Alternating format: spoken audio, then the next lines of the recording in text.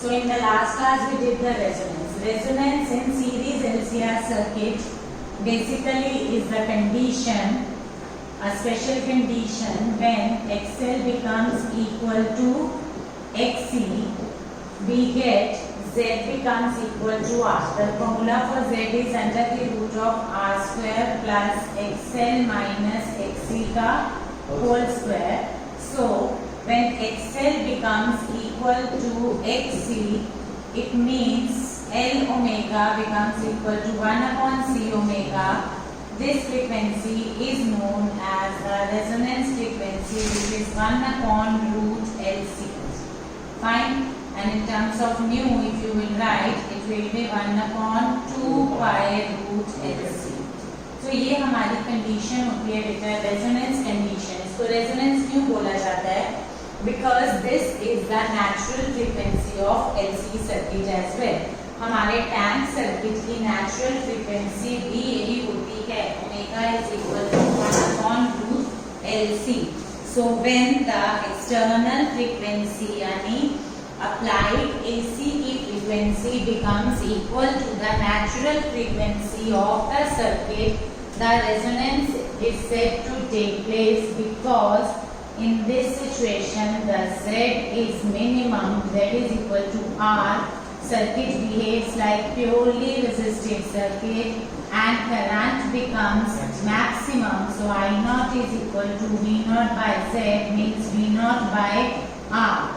At resonance the current is maximum and it is given by V naught by R. यानी L और C के होने के बावजूद L और C का रोल नहीं है because BL and BC they are out of phase. अगर आप फेजर याद करेंगे तो ये हमारा VR था बच्चे, ये हमारा BL था in series LCR circuit.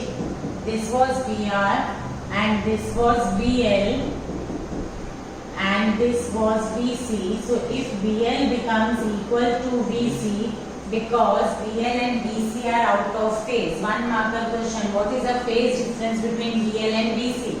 Phase difference between BL and BC is 180 degree. Fine. So BL minus BC becomes equal to 0 when XL becomes equal to XC. When XL is equal to XC, then BL is equal to BC. Because BL is I naught XL, BC is I naught XC. So when BL is equal to BC, then BL minus BC becomes equal to 0. Because BL and BC they are out of phase. Out of phase is a word which is used for the phase difference of 180 degree. Wave motion में हम लोग ये बताते हैं out of phase, in phase. In phase means when the phase difference is 0. Out of phase means when phase difference is pi. I am telling you this because language question की आ सकती है. Is the statement correct that BL and BC are out of phase at resonance? ठीक है, वो वैसे भी out of phase ही रहते हैं, but at resonance since they become equal, so the resultant becomes equal to 0. तो BL माइनस BC जो है वो हमारा 0 हो जाएगा. दो एंटी पैरेलल वेक्टर का रिजल्टेंट क्या होता है? A minus B.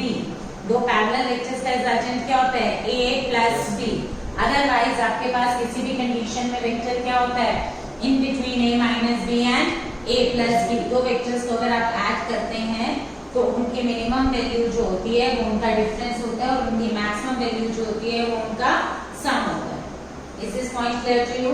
So this was all recap of resonance. तो resonance में हमारे पास जो कंडीशन है वो ये कि resonance frequency is 1 upon root LC और इस frequency पे हमारे पास जो करंट होता है वो maximum होता है. And I draw in the last class I drew this graph. So when we draw the current versus frequency graph, we get this kind of graph.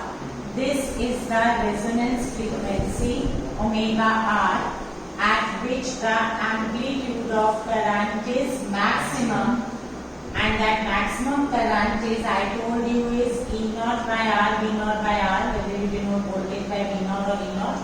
So this is the maximum current.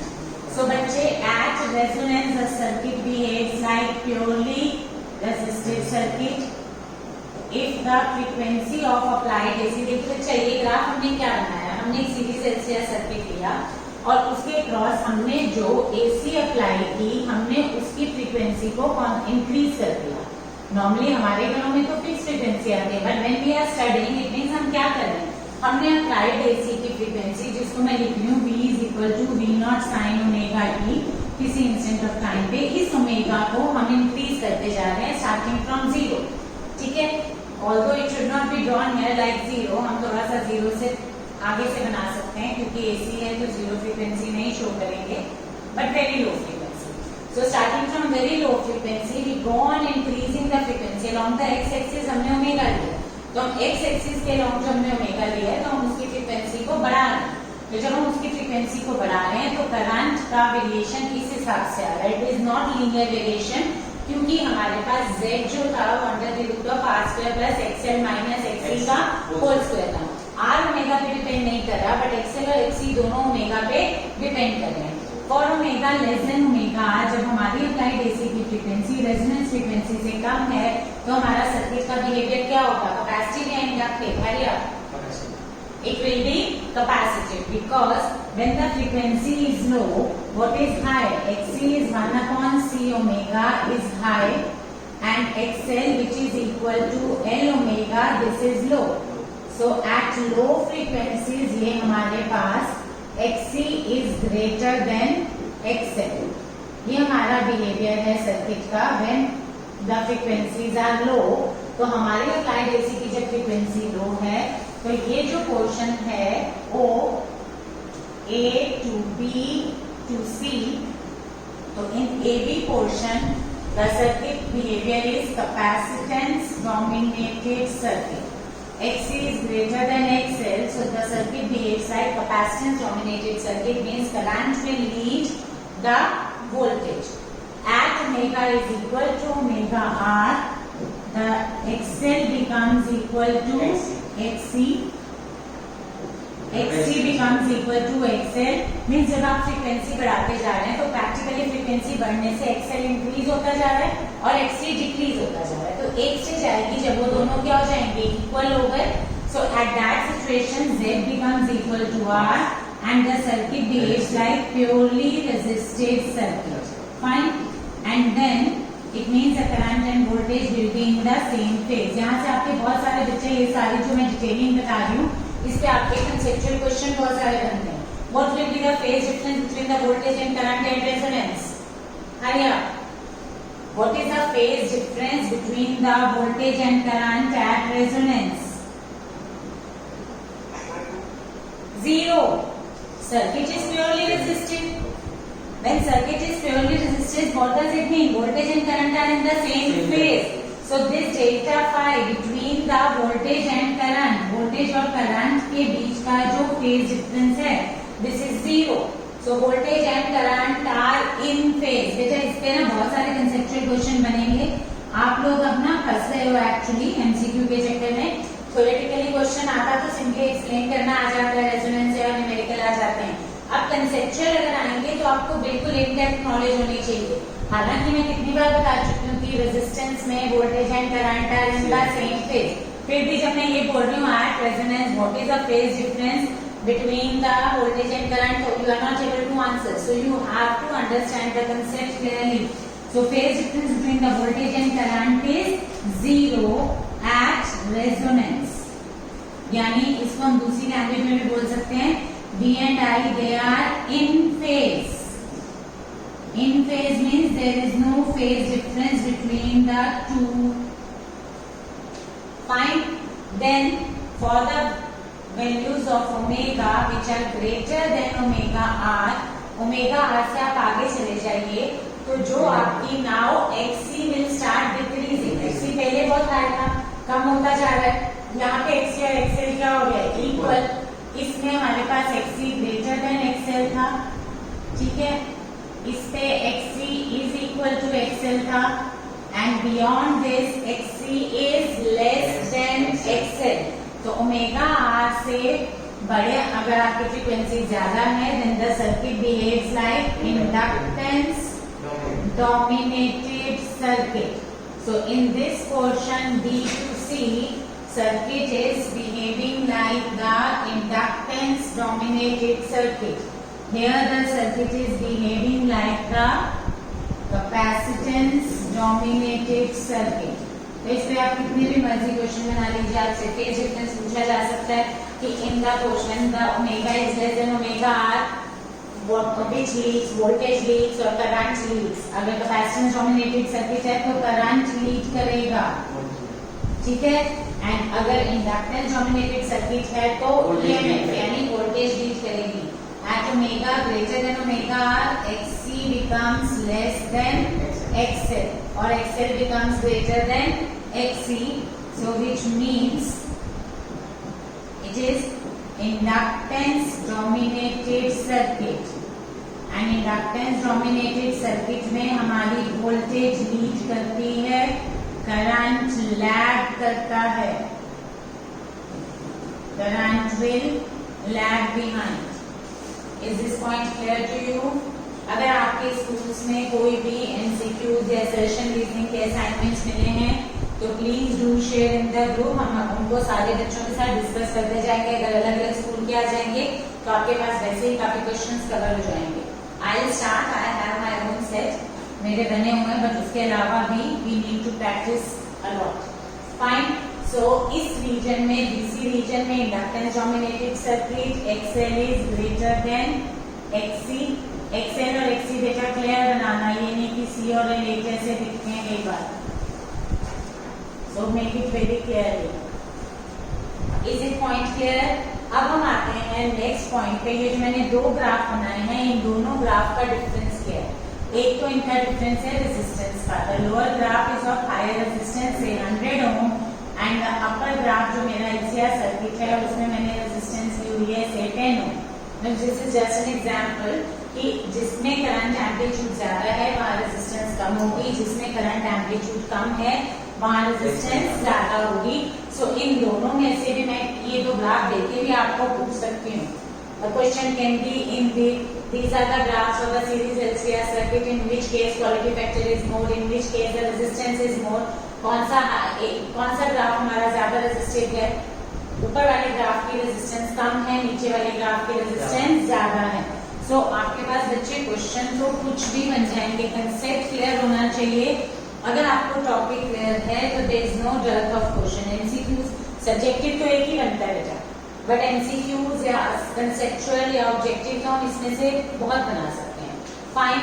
Now I have to tell you a very important thing which is quality factor, which ideally speaking last year भी हमारे course में से हटा दिया गया था, बस इस बार दोबारा है. ना भी हो तो भी हमें करना है, because without understanding the Q factor there is no significance of resonance. हमें रेजोनेंस पढ़ने का सिग्निफिकेंस ही नहीं पता चलेगा. अब मुझे ये बताइए कि ये रेजोनेंस सर्किट आपको रियल लाइफ में कैन यू गेस कि कहीं पे आपको पता हो जहाँ पे resonance of electronic circuits use होता है? हम हर वक्त यूज करते हैं इसको एक्चुअली. सी बच्चे, आप लोग रेडियो ट्यूनिंग करते हो, आपकी गाड़ी में एफएम चलता है, ठीक है? तो आपका रेडियो, प्रैक्टिकली स्पीकिंग में क्या बात कर रही हूँ मैं, आपको ये बोल रही हूँ कि रेजोनेंस पे मेरे सर्किट की natural frequency is equal to external frequency. When you watch TV, when you switch on tune your radio, आप टीवी देखते हो, केबल लगवाते हैं, आपके बहुत सारे चैनल है, आपके पास जी है, आपके पास स्टार प्लस है, आई डोंट नो, मतलब there is no dearth of channels because we are living in the time we have multiple user friendly communication. Multiple user friendly communication हम यूज करते हैं. कम्युनिकेशन चैप्टर हटा दिया है हमारे course में से, बट अगर वो होता तो आपको बहुत अच्छा सा समझ में आता. सो हमारी जो भी कुछ यूज हो रहा है which is multiple user friendly, what does it actually means? It simply means कि हमारे पास बहुत सारे चैनल्स अवेलेबल हैं. आपके पास एयर में इस टाइम पे भी अगर मैं यहाँ पे एफएम ऑन कर दूं तो I have all the signals 92.7, 104.8, 102.6, all the channels आ रहे हैं 91.1 से शुरू होके. तो आप एक पर्टिकुलर चैनल की फ्रीक्वेंसी को कैसे कैच करते हो, how your radio set catches a particular frequency. When all the frequencies are available, इतनी सारी हमारी फ्रीक्वेंसीज एयर में हैं, हम टीवी चैनल जब सेलेक्ट करते हैं तो जो पर्टिकुलर मैंने PTC सेट कर दिया या मैंने Z सेट कर दिया, whichever channel I want to watch, मेरा टीवी सेट उसके सिग्नल्स को कैच करता है। So what is the logic behind it and how he does it? Not he, it. How the radio or the TV sets are able to catch or select a particular signal out of so many signals present simultaneously. Air में इस time पे भी यहाँ जहाँ मैं खड़ी हूँ, अगर मैं FM ऑन करूँ तो सब सिग्नल्स हैं, fine. How am I able to take only one signal is basically the reason कि हमारे पास जो हमारा रेडियो सेट होता है बेटा, उसमें एक LCR सर्किट होता है, उसमें L या C को वेरिएबल कर दिया जाता है, फाइन। हमारे पास अगर आपको याद हो किसी के घर में पुराना वाला कारवा की शेप में रेडियो सेट पड़ा हो, कारवा आपने देखा होगा जो अभी हमारे पास आता है, but that is not the radio, but उसकी जो शेप, जो फिजिकल स्ट्रक्चर बनाया गया है, that is similar to the old time radio when we used to be small kids. तो हमारे घरों में जो रेडियो होता था वो उसी टाइप का दिखता था, ठीक है। उसमें यहाँ पे साइड में एक ट्यूनिंग का स्विच होता है जिसे हम ट्यूनिंग करते थे, और यहाँ पर फ्रीक्वेंसीज लिखी हुई आती थी छोटी छोटी। तब तो AM ही होता था, मेनली FM होता भी नहीं था। FM is frequency modulated band and AM is amplitude modulated band. जब हम सिग्नल्स की फ्रीक्वेंसी को चेंज करते हैं तो वो FM बैंड है, जब हम सिग्नल्स के एम्पलीट्यूड को चेंज करते हैं तो वो AM बैंड है। AM बैंड पहले चलता था, विविध भारती वगैरह होता था, तो AM बैंड में क्लैरिटी कम होती है बिकॉज एम्पलीट्यूड जितने भी सिग्नल्स एयर में होते हैं उन सबके एम्पलीट्यूड सुपर इम्पोज होते जाते हैं, तो आपके पास नॉइज जो है वो ज्यादा होती है। और फ्रीक्वेंसी मॉड्यूलेटेड बैंड में हमारे पास नॉइज कम होती है। हमारे कोर्स में कम्युनिकेशन नहीं है, otherwise we used to teach AM and FM also, fine. So now leaving this side AM and FM, what am I trying to tell you कि जो रेडियो सेट होता है बेटा, उसमें एक LCR सर्किट होता है। We have an LCR circuit. Out of L और C we have to keep one thing as variable. ये जो टीवी सेट मैं आपको बता रही हूँ, ये जो मैं एक रेडियो सेट आपको बता रही हूँ जो कारवा की शेप में है, इसका यहाँ पर एक ट्यूनर होता था या यहाँ कहीं पे भी। उससे क्या होता था बच्चे, हम इसकी ट्यूनिंग करते थे और वो जो नीडल थी वो इस जगह से लेके, मतलब नीडल में यहाँ पे फ्रीक्वेंसी सपोज करो 91.1, फिर 92.7, देन 93.5, यही है ना आपके चैनल्स, 95.95 भी है समथिंग। तो अब यहाँ से हम इसको जब रोटेट करते हैं तो नीडल यहाँ पे तो हम 91.1 को कैच कर पाते हैं, नीडल इधर आ जाती है तो 92.7 को, इधर आते हैं तो इसको। So actually what it consist of, it consist of an inductor. It consists of an inductor, variable inductor. जब मेरी नीडल इधर है तो इतनी इंडक्टेंस है in the circuit.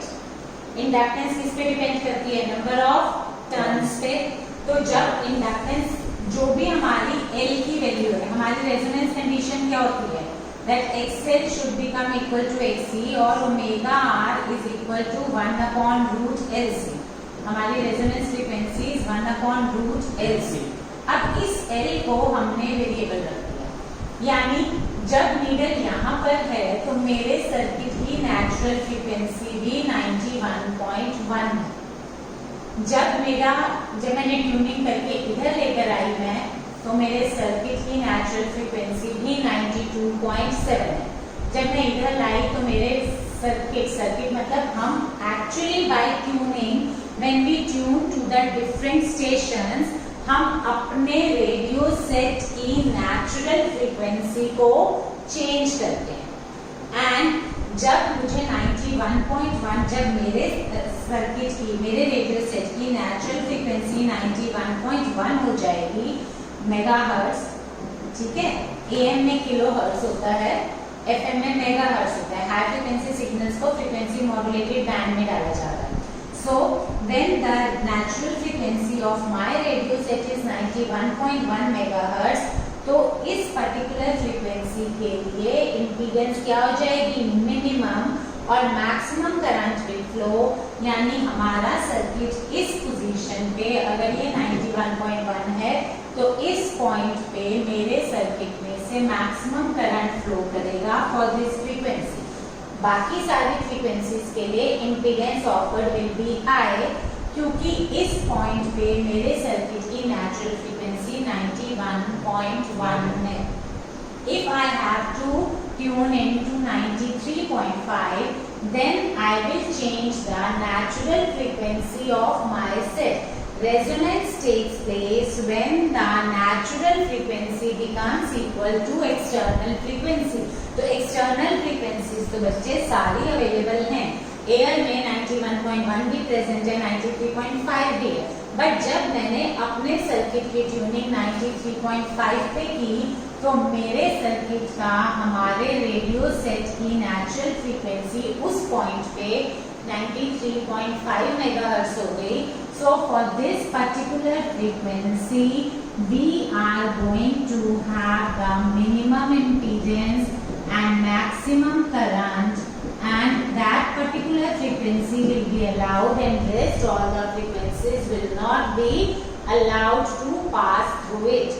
This is series LCR circuit is also known as acceptor circuit.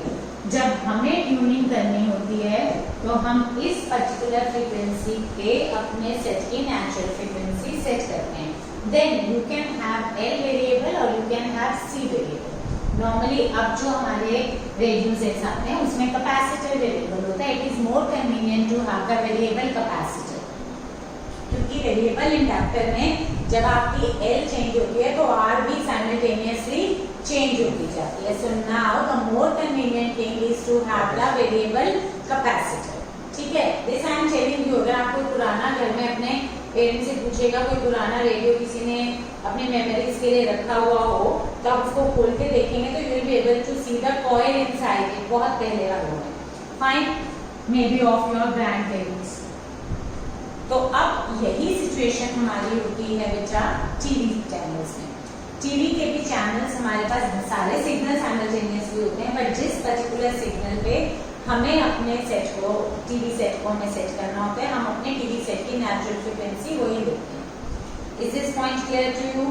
Now after this practically इसको हम बोलते हैं, I was telling you, acceptor circuit. Series LCR circuit is also known as acceptor circuit because it accepts a particular frequency. It allows a particular frequency to pass through it. Is this point clear to you? Then हमारे पास आती है bandwidth. अगर आपने कभी note किया हो तो आपके जो भी चैनल जब आप कैच करते हो, अगर मेन फ्रीक्वेंसी 93.5 है तो यू विल सी कि जब आप ट्यूनिंग करते हैं तो 93.5 से थोड़ी पहले से 93.45, 46, 47 पे भी तुम्हें सिग्नल मिलना शुरू हो जाता है, और 93.5 के बाद तक भी 51, 52, 53 तक आपको सिग्नल्स मिलता है। Have you noticed sometime this? ये पता है या नहीं पता? टीवी में तो आपको नहीं मिलता because now we get the signals through satellite, but radio में तो अभी भी अगर आप ट्यूनिंग करते हैं तो एक मेन फ्रीक्वेंसी पे, इस पर्टिकुलर फ्रीक्वेंसी पे क्लैरिटी सबसे ज्यादा होगी, बट इससे थोड़ी पहले और इससे थोड़ी बाद भी आपको सिग्नल मिलता है। उसके दो रीजन है। एक तो हमारे ना बेस बैंड सिग्नल्स होते हैं। बेस बैंड सिग्नल्स का मतलब like I am speaking. Radio में क्या होता है, हमें म्यूजिक भी तो सुनाई देता है, somebody is speaking and we are listening। तो जब मैं बोल रही हूँ तो the radio set converts the sound, practically sound waves को इलेक्ट्रोमैग्नेटिक वेव्स में कन्वर्ट किया जाता है। तो when we convert the sound waves, TV में पिक्चर को भी कन्वर्ट किया जाता है ईएम वेव में, प्रैक्टिकली तो रेडिएशन ही है। तो जब हम साउंड वेव्स को ईएम वेव्स में कन्वर्ट करते हैं, when we convert it into the electromagnetic wave of higher frequency, तो they cannot be framed of a single frequency, क्योंकि मेरी वॉइस में मॉड्यूलेशन भी होती है। मेरी सारी, जब मैं बोल रही हूँ, साउंड की ऑडिबल फ्रीक्वेंसी क्या होती है, 20 हर्ट्ज से लेके 20,000 हर्ट्ज तक। ठीक है, अब जब मैं बोल रही हूँ तो मेरे साउंड सिग्नल्स 20 हर्ट्ज से लेके 20,000 हर्ट्ज के बीच की रेंज में लाया करेंगे। तो मेरी पिच लो हाई हो रही है, मेरी मॉड्यूलेट हो रही है साउंड, तो जब इन साउंड वेव्स को हम सिग्नल्स में कन्वर्ट करते हैं तो हमें सिंगल फ्रीक्वेंसी के सिग्नल्स नहीं मिलते, हमें एक रेंज में वो सिग्नल्स मिलते हैं। इनको बोला जाता है बेस बैंड सिग्नल्स, क्योंकि इट इज नॉट पॉसिबल कि हम पर्टिकुलर, अब म्यूजिक में भी ऐसा नहीं पॉसिबल है कि आपकी सिंगल फ्रीक्वेंसी की वॉइस हो, ठीक है। तो इसलिए एक तो ये रीजन है कि हमें बेस बैंड सिग्नल से डील करना होता है। Second thing, we always have to give a bandwidth, because the bandwidth is the, आपने देखा होगा कभी भी हमारा ऐसा नहीं है आपका कि आपका 91.1 के बाद जो नेक्स्ट फ्रीक्वेंसी अलाउड होती है वो 92.7 होती है, फिर 93.5 है, आपको 93.4 का कोई चैनल नहीं मिलेगा, 93.6 का कोई चैनल नहीं मिलेगा, क्योंकि 93.5 के जब सिग्नल जनरेट होंगे तो उनकी फ्रीक्वेंसी थोड़ी पहले और थोड़ी बाद तक होती है। तो हर चैनल को एक बैंडविड्थ अलॉट कर दी जाती है कि आपके सिग्नल्स इस बैंडविड्थ में ही लाई करेंगे, जिसको हम लिखते हैं 2 delta omega. This is what I am going to explain you the next. वो बैंडविड्थ इसलिए दी जाती है ताकि ऐसा ना हो कि दूसरे चैनल के सिग्नल्स और इस चैनल के सिग्नल्स आपस में ओवरलैप करें, तो सफिशिएंट स्पेस दिया जाता है। लाइक ये मेगाहर्ट्ज है ना बेटा, मेगाहर्ट्ज में आप देखिए कितनी 10⁶ हर्ट्ज हो गया। तो अब अगर एक चैनल 93.5 है तो जो भी हमारी बैंडविड्थ है, अगर हमने बैंडविड्थ दी हुई है 0.5 मेगाहर्ट्ज की, तो यानी 93 से लेके 94 तक यही चैनल रहेगा। 93 से पहले कोई और चैनल हो सकता है, तो 92 टू 93 एक हो गया, 93 टू 94 दूसरा हो गया। मीन्स जो बैंडविड्थ है प्रैक्टिकली इनकी मेन फ्रीक्वेंसी एक होती है, बट इनके सिग्नल्स एक गिवन बैंडविड्थ में लाई करते हैं, so that there is no overlapping। इसीलिए तो हमें ये मेगाहर्ट्ज में हमें मल्टीपल सिग्नल्स मिल जाते हैं। यही अगर मैं किलोहर्ट्ज लूंगी और बैंडविड्थ अलॉट करूंगी तो हार्डली 2 या 3 चैनल्स आपको मिलेंगे। अब आपको हंड्रेड्स ऑफ चैनल्स मिल जाते हैं, तो क्योंकि हर 1 मेगाहर्ट्ज की 1 megahertz is quite a big range, तो उसमें आप एक चैनल दे सकते हैं। 92.7 के बाद 93.5, आप देखिए 1 मेगाहर्ट्ज में नहीं है। 91.1 के बाद हमारा 92.7 आता है, और 92.7 के बाद हमारा 93.5 भी एक एफएम का चैनल है। तो 92.7 और 93.5 में 0.8 मेगाहर्ट्ज की तो गैप है, जिसमें कुछ बैंडविड्थ उसको भी मिली हुई होगी, कुछ बैंडविड्थ इसको भी। 92.7 वाले को अगर 0.3 मिली है तो वो 93 तक ले सकता है, इसको भी 0.3 मिली है तो 93.2 से ले सकता है। Are you getting my point? तो ये सारी चीजें, ये कम्युनिकेशन इंडिया हमारी जो टेलीकॉम मिनिस्ट्री है वो डिसाइड करती है, बैंडविड्थ को अलॉट करती है, मेन सिग्नल्स को अलॉट करती है। This is the whole telecom ministry work. Fine, ये मैं सिर्फ आपको बेसिक्स इसलिए बता रही हूँ, आपको बुक्स में ये नहीं मिलेगा कहीं भी। द ओनली थिंग इज, आप में से बहुत सारे बच्चे जो आ गए वो कम्युनिकेशन में भी इंजीनियरिंग करते हैं, and then you don't have any base of anything. तो प्रैक्टिकली अब हमें जो करना है, ये बैंडविड्थ क्या होती है, and then I have to introduce a term called quality factor. Now what is quality factor? Quality factor की क्वालिटेटिव डेफिनेशन बोलूंगी, एक वर्ड में डिफाइन करूं तो it is sharpness of resonance. It is defined as sharpness of resonance. अगर आप इन दोनों graph को देखेंगे बेटा, तो जो मेरा फर्स्ट ग्राफ है जिसकी पीक ज्यादा है, this is first, this is second, तो Q1 is greater then Q2। Q1 is greater than Q2. This is something that you need to remember. What is quality factor? इसकी sharpness of resonance और इसकी sharpness of resonance में difference है. What do you mean by sharpness of resonance? देखिए बच्चे, अगर मैं ये वाला ग्राफ बनाऊं,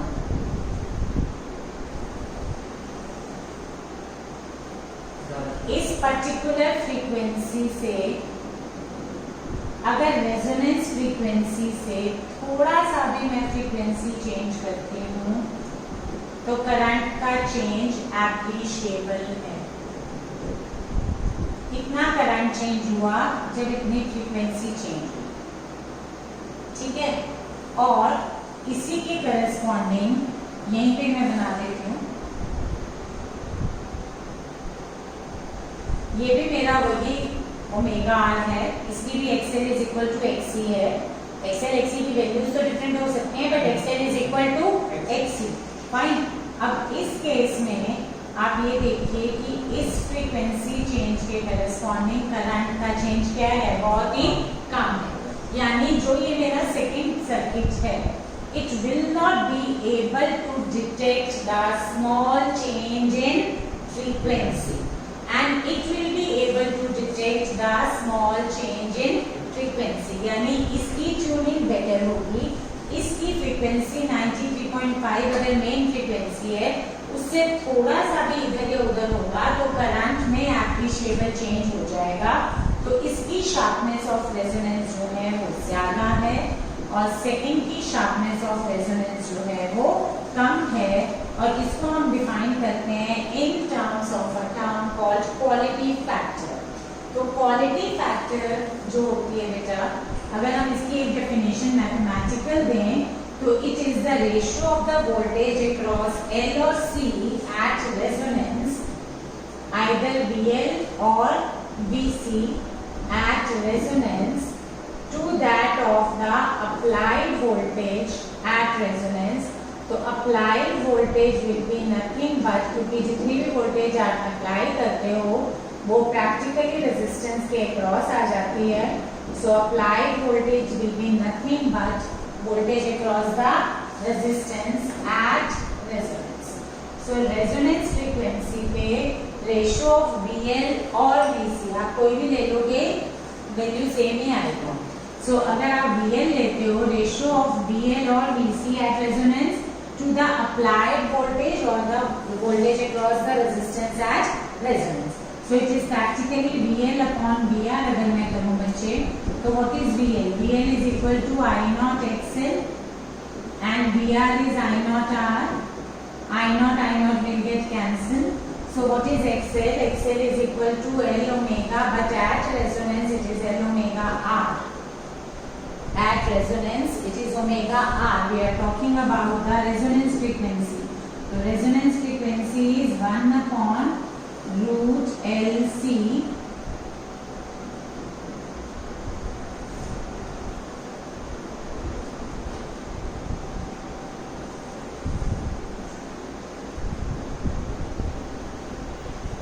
Is this point clear to you?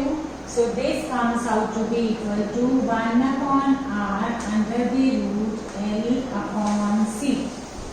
This is known as a quality factor। Mathematically अगर हमें calculate करना है quality factor तो it is inversely proportional to R। तो जिसकी R ज्यादा है उसका quality factor कम होगा, जिसकी R कम है उसका quality factor ज्यादा होगा। ये point भी clear हो गया। So Q is equal to 1 upon R under the root L upon C। ठीक है, अगर आप XC पुट करेंगे बेटा तो भी यही रिजल्ट आएगा। You can do it। अगर आपको XC पुट करना है तो this will be XC upon VC upon BR। तो VC upon BR will be equal to 1 upon omega C 1 upon R omega C। तो ओमेगा रेजोनेंस फ्रीक्वेंसी है। जब resonance frequency की वैल्यू डालेंगे 1 अपॉन रूट LC तो ultimately you will get the same result. Both cases में you get 1 upon R under the root L upon C।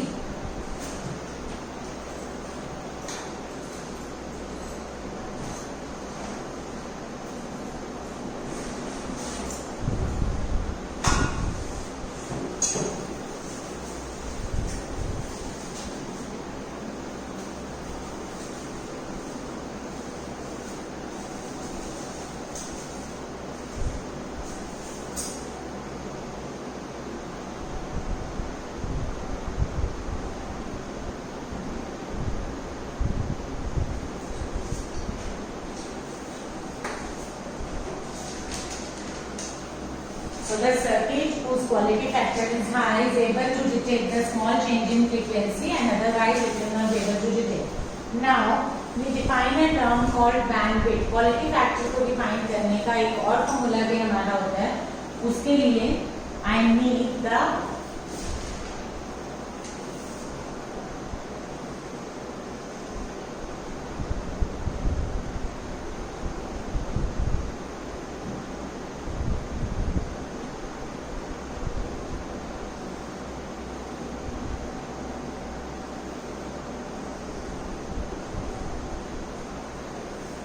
So what I do, I choose a frequency, rather this is I naught. If I talk about the current which is I naught by root 2, अगर मैं एक particular current की बात करूं जो I naught by root 2 है बच्चे, तो वो दो फ्रीक्वेंसीज के लिए होगा, क्योंकि दिस बीइंग द पैराबोला, मतलब आपके पास कर्व है ये, तो एक ही I naught by root 2 के लिए मेरे पास दो वैल्यूज हैं, omega 1 and omega 2, and they will be symmetric with respect to omega r. क्या कहना चाह रही हूँ मैं? Omega 1 is omega r minus delta omega and omega 2 is omega r plus delta omega, and this omega 2 minus omega 1 is 2 delta omega, which is known as bandwidth. तो जो channels को bandwidth दी जाती है बेटा, वो ओमेगा 2 माइनस ओमेगा 1 की दी जाती है, ठीक है। सो क्वालिटी फैक्टर का एक हमारे पास जो फॉर्मूला आता है वो बैंडविड्थ की टर्म्स में भी आता है, that it is the ratio of the bandwidth and the resonance frequency.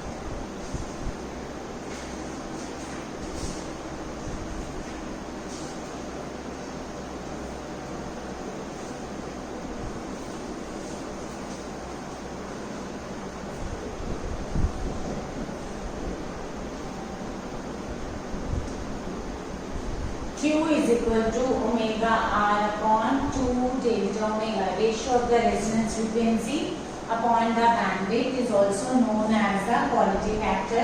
तो बच्चे ये एक ऐसा पॉइंट है, these are the 2 points A and B, जिस पे बेस हमारा एक न्यूमेरिकल भी एनसीईआरटी में है, और ये कंसेप्ट इसमें हमें 2 पॉइंट और लिखने हैं कि एट A and B हमारा क्या क्या है। सबसे पहले फ्रीक्वेंसीज हैं omega 1 and omega 2 such that omega 1 is omega r minus delta omega, half the bandwidth, and this is plus delta omega. Fine. Second thing, इन दोनों पॉइंट्स पे हमारा करंट जो है वो है I naught by root 2, and power जो है वो हाफ द मैक्सिमम वैल्यू है। अभी हमने पावर नहीं की, but power is a product of voltage and current. So this at this current the power is half the maximum value, यानी हम उतनी बैंडविड्थ देते हैं जब तक हमारी हाफ पावर आ जाती है। उसके बाद it loses its significance, यानी सिग्नल्स इसके बियॉन्ड जो है बहुत फीबल हो जाते हैं। यहाँ तक उनका एम्पलीट्यूड, करंट का amplitude I naught by root 2 होता है, और power is half the maximum value. तो बेटा ये हमें पॉइंट याद रखना है कि ओमेगा 1 और ओमेगा 2 फ्रीक्वेंसीज पे करंट जो होता है वो आई नॉट बाय रूट 2 है, और जो पावर है वो हाफ द मैक्सिमम वैल्यू है। दिस इज द पॉइंट जो हमें न्यूमेरिकल्स में भी यूज करना पड़ेगा। Fine, is it clear? तो अभी हमारे रेजोनेंस फ्रीक्वेंसी हो गई, रेजोनेंस में हमारा एम्पलीट्यूड कितना होता है, रेजोनेंस के सर्किट का बिहेवियर क्या होता है, इस पे बहुत सारे क्वेश्चन मिलेंगे बच्चे। अगर हमें एक क्वेश्चन बोला जाए कि एसी से एक क्वेश्चन दे दो, तो वो हम रेजोनेंस पे ही देते हैं। हम, मेरा मतलब है mostly it is a tendency of the teacher, because when we gave the concept of resonance so automatically LCR तो पूरा कवर हो ही गया। आपको पता है XL, XL पता है, XC पता है, फ्रीक्वेंसी पता है, Z पता है, तभी तो आप आगे ट्रीट कर पाओगे। इसके बेसिस पे आपको एनसीईआरटी में भी बहुत सारे न्यूमेरिकल्स मिलेंगे। Fine, now we come to the power and AC circuits. We have, जो हमने 4 सर्किट्स किए थे, R, L, C and LCR, इन चारों सर्किट्स का हमें जनरल एक्सप्रेशन निकालना है फॉर पावर, ठीक है।